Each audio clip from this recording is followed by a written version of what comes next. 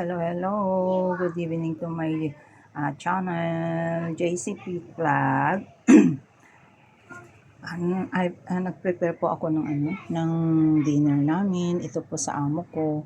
Kasi tapos na po kami kumain. Chicken wings with mushroom. Saka bitter gourd with egg. And meron po akong isang egg din na na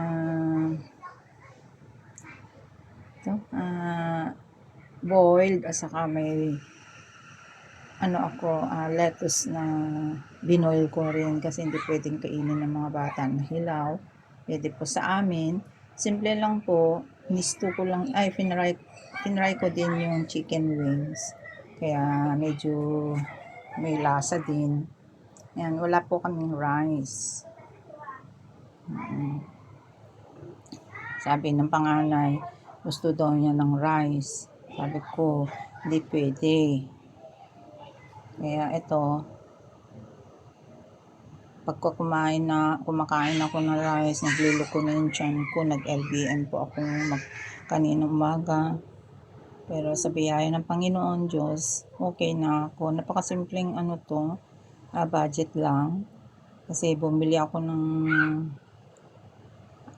bitter gourd, ang palaya, $8 lang worth niya. Tapos plus yung mushroom ball is 8 din. So, nasa $16. Yung chicken wings, hindi ko naman lahat na iluluto kasi bumili ako ang niyan chicken wings is $68. So, ang niluto ko lang na piraso is 10 piraso lang yung niluto ko. Tapos isa lang sa akin kasi masama ang tiyan ko. Tapos itong lettuce, tira ko din lang ng kaninang sa lunch yan. Hindi ko lahat na iluto pa. Lang naman sila, yung dagdag lang sa pagkain. Tapos yung egg, lang naman yung egg, 4 na egg na niluto ko. Wala pong wala pa siyang $70 na price niya. 4 po kaming kumain. Nakatipid po kami pag nasa bahay. Ito ang budget namin, napakatipid po.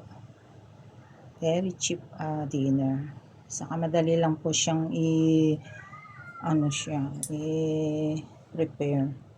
Salamat. I love you all. Share ko lang po itong niluto ko ngayon. Para may may upload po mamaya.